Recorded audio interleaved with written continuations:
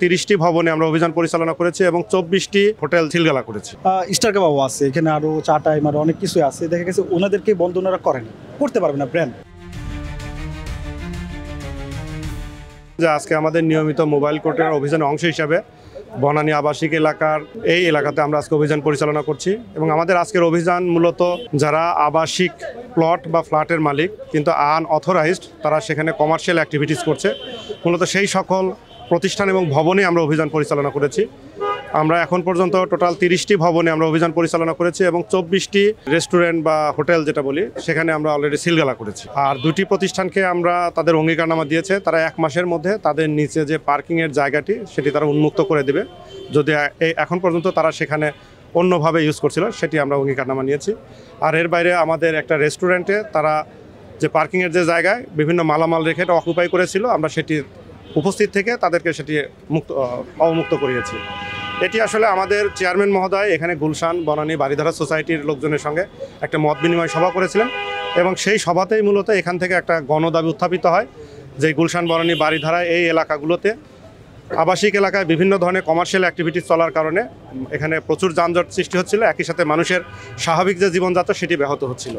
মূলত আমাদের চেয়ারম্যান স্যারের সেই সমাবেশে যে প্রতিশ্রুতি দিয়েছিলেন তারই অংশ হিসেবে আজকে আমরা এখানে অভিযান পরিচালনা করেছি এবং আমাদের এই অভিযান প্রত্যেকটি ভবনে যেখানে তারা নিয়মে বহির্ভূতভাবে তারা কমার্শিয়াল অ্যাক্টিভিটিস করছে সেখানে পরিচালিত হবে। এটি প্রথম দিকে আমরা সচেতনতামূলক একটি কার্যক্রমের অংশ, আমরা একদম হার্ড লাইন অর্থাৎ জরিমানায় যাচ্ছি না, আমরা প্রতিষ্ঠানগুলো সিলগালা করে দিচ্ছি। এরপরে কিভাবে তাদেরকে নিয়মের মধ্যে নিয়ে আসা যায় আমরা সে বিষয়টি দেখব, পরবর্তীতে আমরা অন্যরূপ যে ব্যবস্থা নেওয়ার সেটা আমরা নেব। যানজটের একটা ব্যাপক প্রবণতা দেখা দেয় যে এই রেস্টুরেন্টগুলো তারা যত্রতত্র গড়ে উঠছে, এখানে পার্কিংয়ের কোনো ব্যবস্থা নেই, বাইরে থেকে প্রচুর লোকজন এখানে আসছে, এখানে যানজট হয়। একই সাথে এখানে উঠতি বয়সী ছেলেমেয়েরা হয়তো স্কুল চলাকালীন সময় বা অন্য সময় এখানে ভিড় করে, বিভিন্ন ধরনের সামাজিক যে অবক্ষয়গুলো আমরা দেখতে পাই এগুলো মূলত এই আনঅথরাইজড প্রতিষ্ঠানগুলোকে কেন্দ্র করে ওঠে। আসলে অনেকগুলো প্রতিষ্ঠান, প্রায় 24টা প্রতিষ্ঠানে আমরা গেছি, ঠিক আছে। এই ধরনের যে অভিযোগগুলো আছে আমাদের মোটামুটি সবগুলোই নলেজে আছে এবং আমাদের বনানী সোসাইটি থেকেও একটা তালিকা আমাদেরকে দেওয়া হয়েছে, আমরা এই তালিকা ধরে ধরে প্রতিটি ভবনই আমরা অভিযান পরিচালনা করব। এটি আমাদের একটা চলমান প্রক্রিয়া, সামনের দিনে এটা চলতে থাকবে। উদ্যোগ ভালো, ওনাদের আসলে ইন্টেনশন ভালো, কিন্তু সমস্যা হচ্ছে কি দেখেন অনুমতি অনেক কিছুরই আসলে নাই। যেমন এই যে অনেকগুলো বিল্ডিং আছে ওদের নিজস্ব ওন পার্কিংও নাই, যে কেউ যেখানে পার্কিং করতেছে। আর এখানে অনুমতির যে ব্যাপারটা, এখানে তো সবাই ভ্যাট ট্যাক্স দিয়ে আসলে বিজনেসটা করে, এতে কেউ আসলে ফ্রি বিজনেস করতেছে না, সবার একটা বিন সার্টিফিকেট আছে, চিন সার্টিফিকেট আছে। এখানে শুধু একটা রেস্টুরেন্ট না, স্টার কাবাব আছে, এখানে আরও চা টাইম আরও অনেক কিছু আছে। দেখা গেছে ওনাদেরকে বন্ধ ওনারা করেন, করতে পারবে না ব্র্যান্ড, ওনারা আসলে ওইভাবেই ক্রিয়েট করা, তৈরি করা। তো এই জায়গায় আসলে ওনারা যেখানে পারে সেখানে আসলে করে, ঠিক আছে। ওরা মানে যেভাবে ওনারা বিজনেস করুক, এখানে হয়তো না এই জন্য বন্ধ করছে, তবে ওদের ইন্টেনশন ভালো।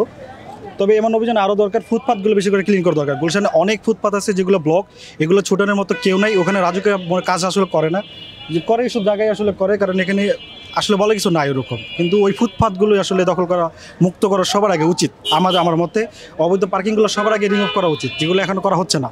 রেস্টুরেন্ট বন্ধ করলে যে আপনার রোড ক্লিয়ার হয়ে যাবে, সব কিছু সমাধান হবে, এটা আসলে না। হ্যাঁ, এটা খুব সুন্দর একটা অভিযান, রাজু কর্তৃক যে অভিযান হচ্ছে, যে আমাদের বনানীর ভিতরে আবাসিকের ভিতরে বিভিন্নভাবে বাণিজ্যিক শুরু হয়েছে, যার ফলে আবাসিকের ভিতরে যারা বসবাস করে তাদের চলাফেরা ক্ষতি হচ্ছে, যানজটের সৃষ্টি হচ্ছে, তারা ঠিকমতো পরিবেশে থাকতে পারছে না। সেই জন্যই আমাদের রাজু কর্তৃক যে অভিযানটা হচ্ছে এটা খুব সুন্দর একটা অভিযান, যার ফলে আমাদের আবাসিকের ভিতরে কিছু বাণিজ্যিক কমে আসবে।